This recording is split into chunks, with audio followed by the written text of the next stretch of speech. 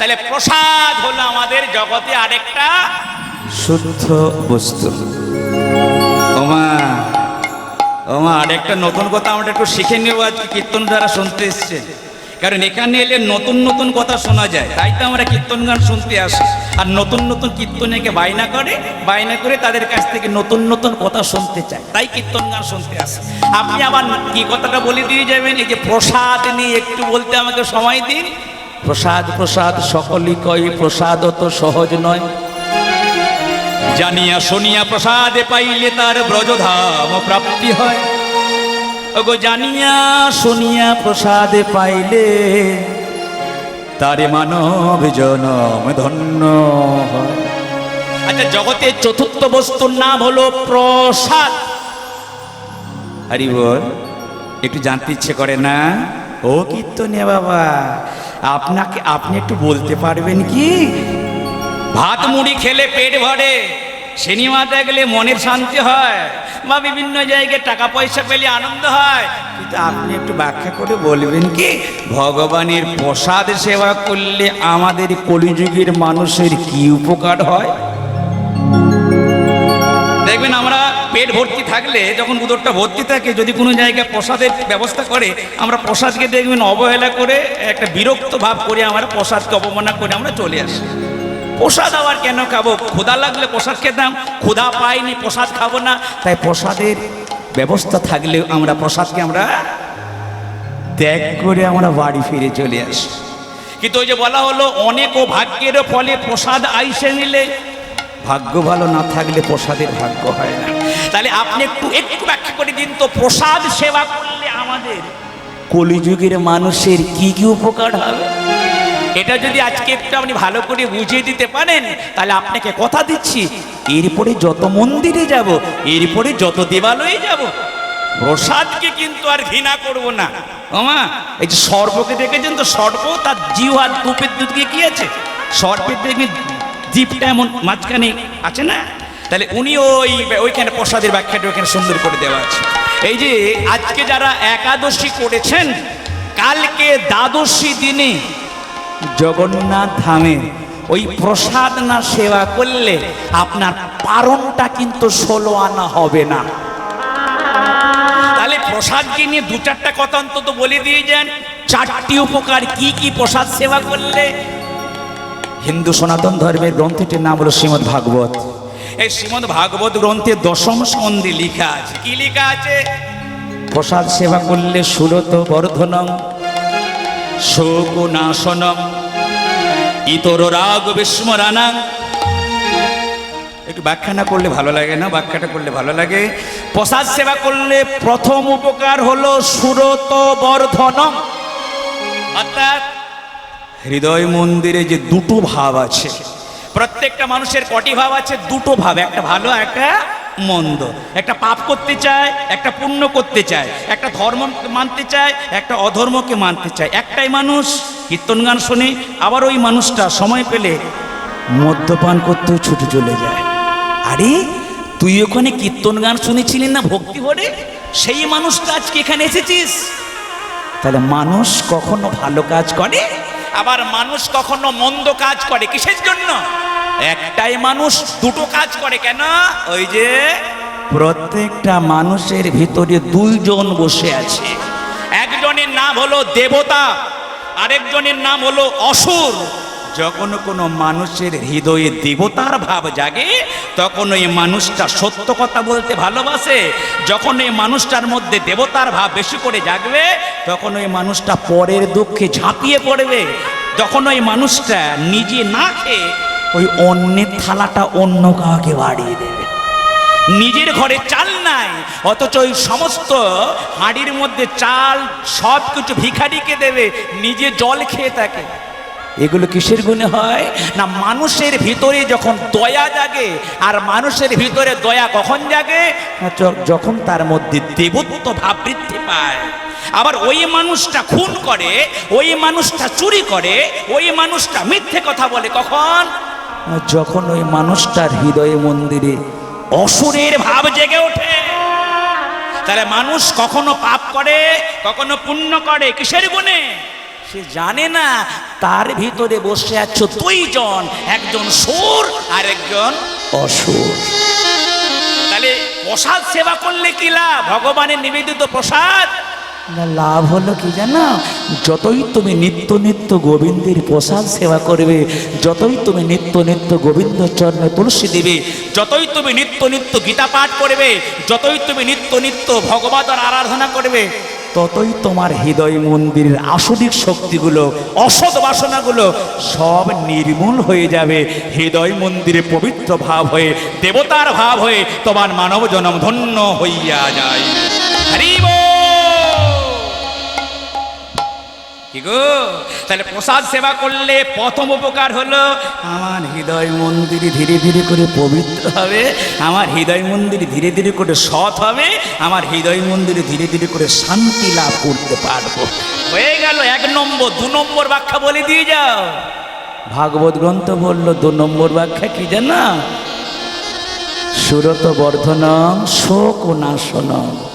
তোমার হৃদয়ের যদি কোনো দুঃখ থাকে, তোমার হৃদয় মন্দিরে যদি কোনো শোক থাকে, শোক দুঃখ জ্বালা যন্ত্রণা এগুলো সব নির্মূল করার একমাত্র উপায় হলো ভগবানের নিবেদিত প্রসাদকে ভক্তি করে সেবা করা।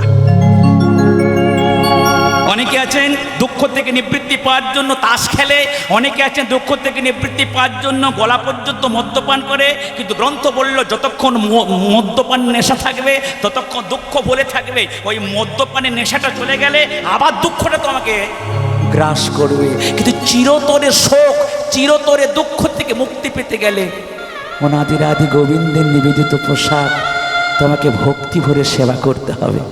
এ কথাগুলো আমার নয়, আপনাদের বাড়িতে প্রায় নিশ্চয়ই আমাদের হিন্দু ধর্মের পবিত্র গ্রন্থ ভাগবত আছে। এই ভাগবতের 10ম স্কন্ধটা খুলে দেখে নেবেন। ওইখানে যেখানে রাসলীলা ব্যাখ্যাটা করা আছে, ওইখানে কথাগুলো দেওয়া আছে। বৃন্দাবনের ব্রজগোপিকাগণ ভগবান কৃষ্ণকে বলছে, কৃষ্ণ তুমি তো জানো না তোমার কি গুণ আছে। আমরা জানি, কারণ আমরা তোমার চরণ সেবা করি, আমরা তোমার প্রসাদ সেবা করি। আমরা প্রসাদ ছাড়া অন্য কিছু গ্রহণ করতে ভালোবাসি না। হয়ে গেল 2টো ব্যাখ্যা। একটা হলো হৃদয় মন্দিরে দেবতার ভাব জাগবে, আরেকটা হলো শোক দুঃখ জ্বালা যন্ত্রণা মুক্ত হয়ে যাবে। তৃতীয় উপকার কি ভগবানের প্রসাদ সেবা করলে? তৃতীয় উপকার হলো ইতর রাগ বিস্মরণা। অর্থাৎ কুকর্ম করার প্রতি তোমার যে একটা খুব প্রবল ইচ্ছে, কুকর্ম করার প্রতি তোমার যে একটা খুব আগ্রহ, ওই আগ্রহটা তোমার ধীরে ধীরে করে বিলুপ্ত হয়ে যাবে। এতদিন তোমার ইচ্ছে ছিল অন্য সঙ্গে যাওয়ার জন্য, যতদিন থেকে তুমি এই ঠাকুরের নাম গুণগানের প্রসাদ সেবা করবে, তুলসীপত্র সেবা করবে, সেদিন থেকে তোমার ইচ্ছে হবে, ওরে বল না গ্রামের কোথায় আজকে কীর্তন হবে, ওরে বল না গ্রামের কোথায় আজকে কোনো মহারাজ আসবে কি, ওরে বল না কোথায় একটু সৎসঙ্গ হবে। কারণ বিবেকানন্দ বলে দিয়ে গেছেন, কোথায় স্বর্গ কোথায় নরক, কে বলে তা বহুদূর। এই মানুষের মাঝে স্বর্গ নরক, মানুষই সুর আর অসুর। তাই ভগবানের নিবেদিত প্রসাদ সেবা করলে আমাদের কি হবে? কি হবে? হৃদয় মন্দিরের ওই যে কুকর্ম করার প্রতি যে আমার ইচ্ছেটা, ওটা ধীরে ধীরে করে বন্ধ হয়ে যায়। আরে বল, চতুর্থ কারণটা বলে দিয়ে যায়। চতুর্থ উপকারটা বলি আমি। আজকে লীলাটার দিকে চলে যাবো, অপেক্ষা করে বসে আছেন কখন লীলাটা গাইবে। এগুলো আমি বলতাম না, কিন্তু একটু অনুরোধ করেছিল বলে কথাগুলো বলে দিয়ে যাচ্ছে। আর আপনি দেখলেন ওগুলো শুনছেন, তাই আমি একটু ব্যাখ্যা করছি, জানি তাই। তাহলে হয়ে গেল কি চতুর্থ উপকার? ভগবানের প্রসাদ সেবা করলে চতুর্থ উপকার হবে, ভগবানের হাতে যে বাঁশি থাকে না, ওই বাঁশির যে 9টি ছিদ্র আছে না, ওই 9টি ছিদ্রের কোন রন্ধ্রের কি কাজ? ভগবানের হাতে যে বাঁশিটি থাকে, অনেকে মনে করে এই বাঁশিটার যে ছিদ্রগুলো আছে, প্রত্যেকটা ছিদ্রের একই রকমের কাজ। এ তো না। মানব দেহে যেমন 9টা ছিদ্র আছে, শ্রী গোবিন্দের হাতে যে মুরলিটা আছে, ওই মুরলিটার মধ্যেও 9টি ছিদ্র আছে। যারা নিত্য নিত্য গোবিন্দের এইগুলো করে, কর্ম করে, যারা ধর্মকে নিয়ে থাকে, যারা ঈশ্বর আরাধনা করে, যারা এই ধর্ম ছাড়া অন্য তার ভালো লাগে না, তারা কোনো কোনো সময় ভগবানের হাতের ওই যে মুরলী, ওই মুরলীর শব্দ শুনে তাদের মন প্রাণ সব হরণ হইয়া যায়, পাগল হয়ে যায়। পাগলের মতো এদিক ওদিক ছুটে কখনো কাঁদে কখনো হাসে। এক দেখো, আমি গত রাত্রি স্বপ্নের মধ্যে যে মধুর মূরতি দেখলাম, তোমরা জানো ওই মধুর মূরতির সন্ধান আমি কোথায় গেলে জানতে পারবো? এই যে আলাদা একটা জগতে যাবার একটা যোগ্যতা, আলাদা একটা কৃপা পাওয়ার যোগ্যতা, এটা তারাই লাভ করে যারা নিত্য নিত্য শ্রী গোবিন্দের এই মহাপ্রসাদকে যারা বিশ্বাস ভক্তি সহকারে যারা সেবা করিতে পারে। রূপ রঘুনাথ পদে আমি হইব আকুতি, কবে হাম হেরিব সে যুগল মরতি। রূপ রঘুনাথ পদে হইব আকুতি, কবে হাম হেরব যুগল মরতি।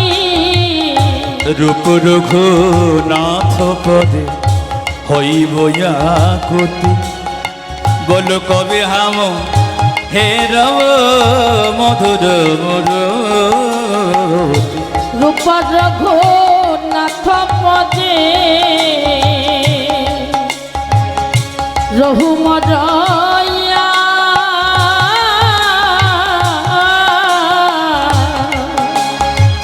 প্রার্থনা করেন সদাই নরোত্তম দাস। প্রার্থনা করেন সদাই এই অধমদা, প্রার্থনা করেন সদাই এই অধম দাস। রূপ রঘুনাথ পদে রঘুমরয়া, রূপ রঘুনাথ পদে রহু মরয়া, রূপ রঘুনাথ পদে রঘুমরয়া। প্রার্থনা করেন সদাই এই অধম দাস। প্রার্থনা করেন সদাই এই অধমদা, প্রার্থনা করেন সদাই এই অধম দাস। প্রার্থনা রে রে এ ও গো প্রার্থনা রে সদাই এই ধম দাস রে এ।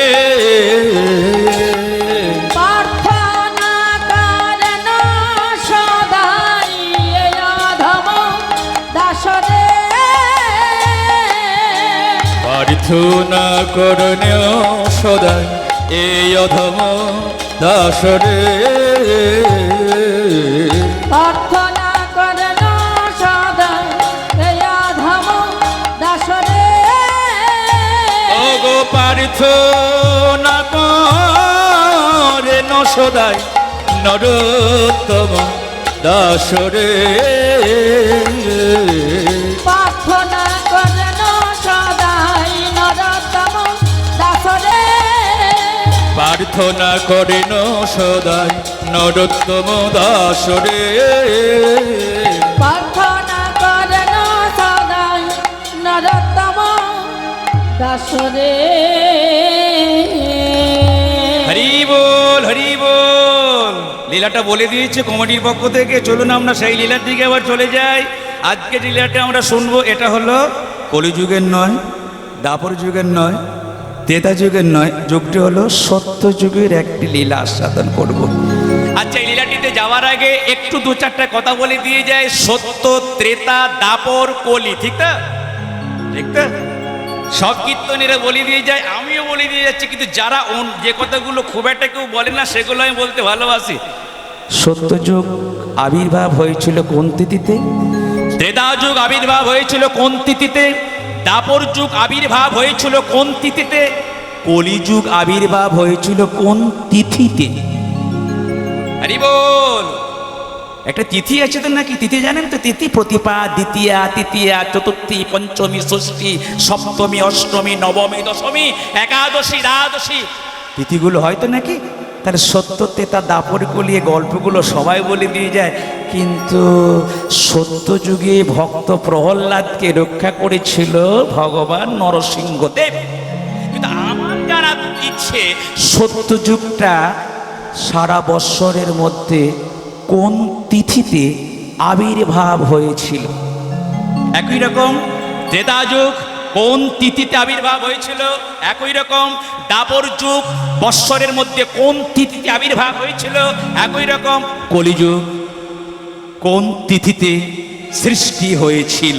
যদি বলেন এতগুলো বন্ধ করে দাও, আমি এগুলো বন্ধ করে একটু বলবো কেগুলো, এগুলো জানার দরকার আছে, এগুলো না জানলে একটু জ্ঞানগম্য হওয়া যায় না। বলে দিয়ে যাচ্ছি, সত্যযুগ আবির্ভাব হয়েছিল বৈশাখ মাসের অক্ষয় তৃতীয়াতে। ত্রেতা যুগ আবির্ভাব হলো কবে? ত্রেতা যুগ আবির্ভাব হলো কবে? না, ওই যে কার্তিক মাসের শুক্লা নবমী তিথিতে। দাপর যুগ আবির্ভাব হলো কবে? ওই যে কলিযুগ আবির্ভাব হলো কবে? পরপর করে এগুলো কথা আছে। একটি হলো মাঘী পূর্ণিমা তিথি, আর একটা হলো কৃষ্ণ চতুর্দশী তিথি। কলিযুগ তাহলে কবে আবির্ভাব হলো? কলিযুগ আবির্ভাব হলো মাঘী পূর্ণিমা তিথিতে। তাহলে এখন চারটা যুগের মধ্যে আমরা আস্বাদন করতে যাব সত্য যুগের আবির্ভাবের হয়ে গেল। এবার সত্য যুগের ভগবান, এই সত্য যুগের ভগবান তিনি নরসিংহ রূপে অবতীর্ণ হয়ে পরম ভক্তকে তিনি কৃপা করিয়াছিল।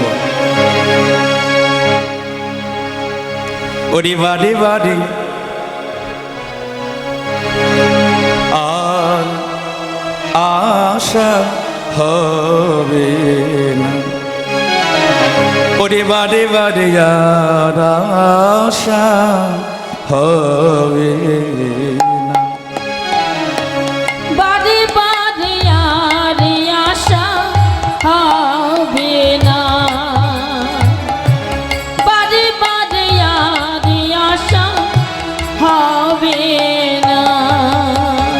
তুমি ভেবেছ কি মন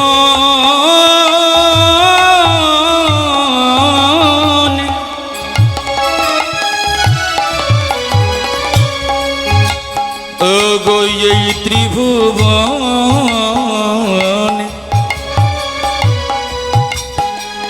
তুমি যাহা করে গেলে কেউ জানে না,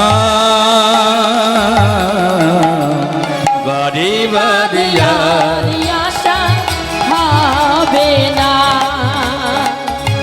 বারে বারে আর আশা হবে না।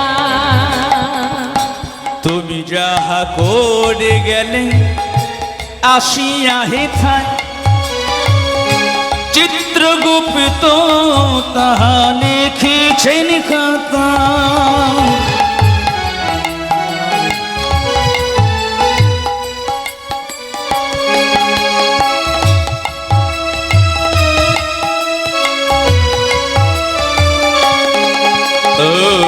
তুমি যাহা করে গেলে আসিয়া হেথায় চিত্রগুপ্ত তাহা লিখেছেন খাতায়। গো বিচার করি শ্রী ভগবান, বিচার করিবেন শ্রী ভগবান। গো তার কাছে ফাঁকি ফকি কিছুই চলে না। গো বারে বারে নিতাই গৌর হরি হরি বল। হবে না, বারে বারে আর আশা হবে না। সাবধানে চলো রে মন হয়ে হুঁশিয়ার, তোমার বেলা যে হয়ে যায় আসে অন্ধকার।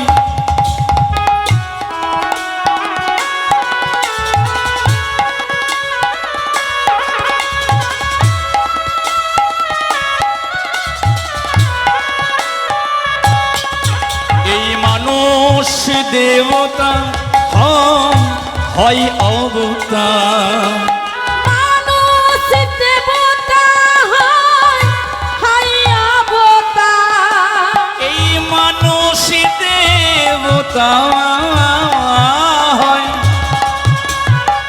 হয় অবতার। ওগো ভোয়া কহে চোখ মেলে চেয়ে দেখো না, ওরে বারে বারে আর আশা হবে না, বারে বারে আর আশা হবে না। তুমি ভেবেছ কি মনে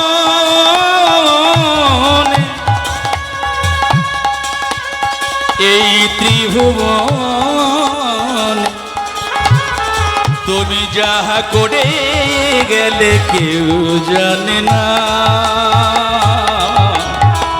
বারে বারে আর আশা হবে না, বারে বারে আর আশা হবে না, ওরে বারে বারে আর আশা হবে না।